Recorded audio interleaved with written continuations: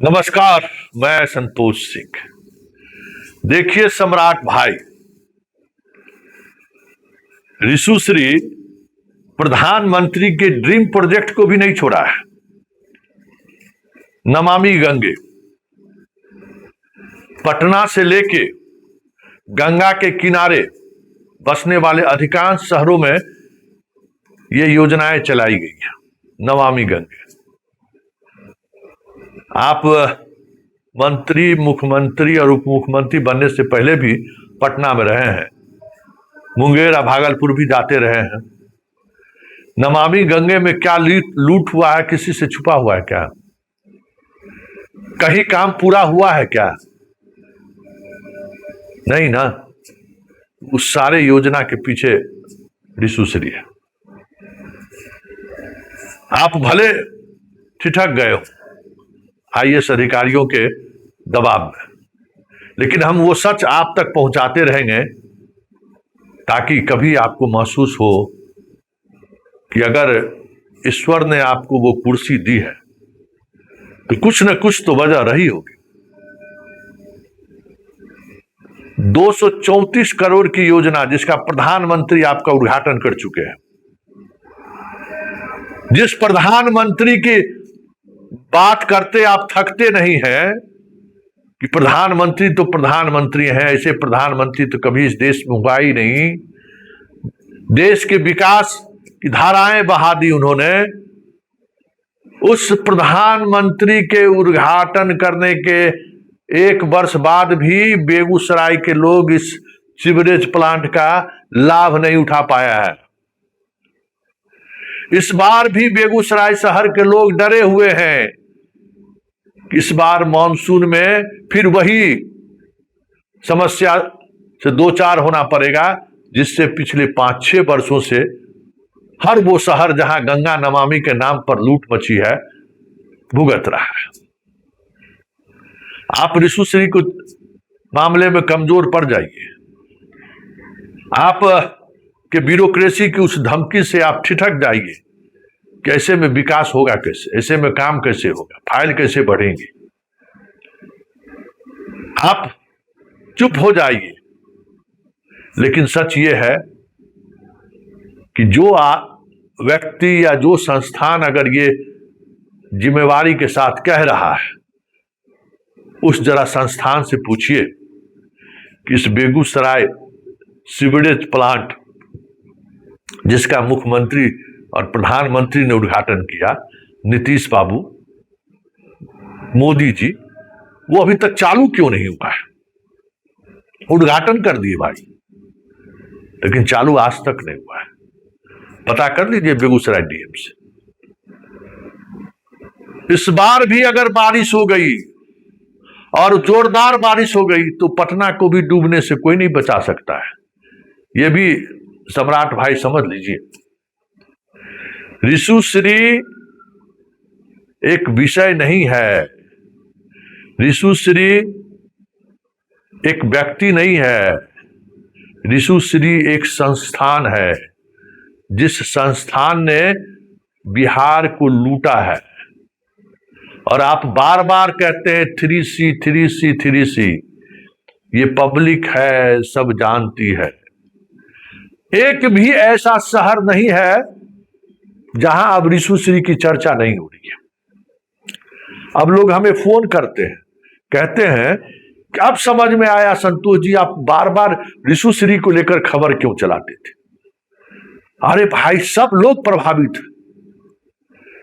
आपको पता है ये जो कचरा वाला जो डब्बा है, कचरा वाला डब्बा 50-50 1-1 लाख में जो डब्बा सब जगह बिहार में नगर पालिका, नगर परिषद और नगर निगम में आप देख रहे हैं, उसका सप्लायर भी यही है।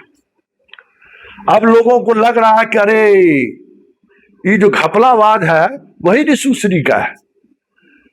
तो जिस तरीके से चारा घोटाला की गूंज बिहार के गांव-गांव तक पहुंच गई, ठीक उसी तरीके से ऋषुश्री के उस भ्रष्टाचार की गूंज शहर शहर पहुंच गया है। और लोग अब चर्चा करने लगे हैं कि कुछ होगा। संतोष जी, इतना जो आप मेहनत कर रहे हैं, आपको लगता है कि कुछ होगा? ये सब कुछ होने देगा? सब एक ही है। क्या करें, हम लोग भी आरएस से मजबूर हैं। सब कुछ समझने के बावजूद भी जनता तक बात पहुंचे, सरकार संज्ञान ले, ये हम लोगों की कोशिश है। मेरा ऋषुश्री खेत थोड़ी खा गया है। ऋषुश्री तो कई ऑफर दिया, बहुत बढ़िया बढ़िया ऑफर दिया। उस ऑफर को मान लेते मस्ती से। अभी हम भी सिंगापुर में घूमते रहते, देखे नहीं जो बाबू पर इतना ढिढोरा पिटा जा रहा है कि जिन पर सबसे ज्यादा गंभीर आरोप है, विदेश घूम रहे हैं। मस्ती है। इंडिया का अखबार न खोलना है, न चैनल खोलना है, मस्ती करना है। तो जिंदगी यही है ना। हम लोग अब जिंदगी जीने का जो एक मौका जब जब मिलता है ना, तब तक हम लोग जो है सो भटक जाते हैं। लगता है कि अरे भाई, ऐसे लोगों पर तो सवाल उठना चाहिए, तो देश का सवाल है। हम लोग देश की तरफ बढ़ जाते हैं, जबकि सच्चाई यही है, न देश है, न संविधान है, न कानून है। जो जैसा चल रहा है, जो जैसा चलाना चाह रहा है, वो ऐसा चल रहा है। अब आप समझ लीजिए, कार्रवाई रुक गई, फाइल चला गया ऐसे व्यक्ति के पास जो हमेशा था को ना और ना को था किया है। वहां से कुछ आने वाला नहीं है, समझ गए? कार्रवाई खत्म। 1-2 महीना में दोनों सस्पेंस जो हुए हैं, दोनों मुक्त होके आ जाएंगे। फिर किसी अच्छे विभाग में, मालदार विभाग में उसकी पोस्टिंग हो जाएगी। इतने दिनों की जो बैराग जीवन होगा, उसमें उसकी भरपाई हो जाएगी। जाओ अब तुम फिर अपना अपना काम करो। कोई देखा है जी? कोई देखता है? चीजें इसी तरीके से चलती हैं। ईडी भी परेशान है कि एफआईआर हो तो हम केस को टेक ओवर करें, लेकिन एफआईआर ही नहीं होने दे रहा भाई। तो ईडी करे तो करे क्या? फिर सम्मन जारी किया है। अब सम्मन जारी करने से क्या होगा? जहां इस तरीके से हस्तिनापुर भी इंटरेस्टेड हो जिस मुद्दे को लेकर, उसके बावजूद भी ब्यूरोक्रेसी इस तरीके से काम कर रहा है। बिहार है इसलिए ना। हिंदी प्रदेश के अलावा कहीं ब्यूरोक्रेसी का कुछ चलता है क्या?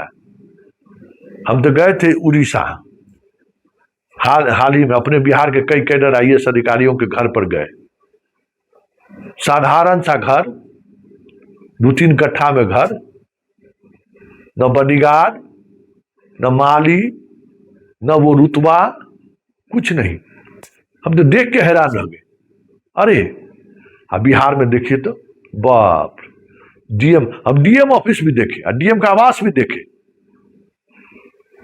कुछ नहीं। लगता ही नहीं था कि ये डीएम है भाई, और वो डीएम का आवास है। तो बिहार है। देखिए आगे आगे, देखिए आगे आगे होता है क्या। लेकिन एक बात तो तय है,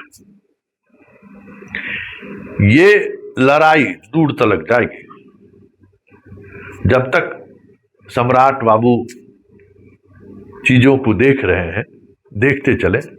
उनका लिटमस टेस्ट यही है, और इस टेस्ट में फेल हुए तो फिर सरकार चलाना तो छोड़िए, जनता आपकी बात सुनने को तैयार ना हो तो कोई बड़ी बात नहीं।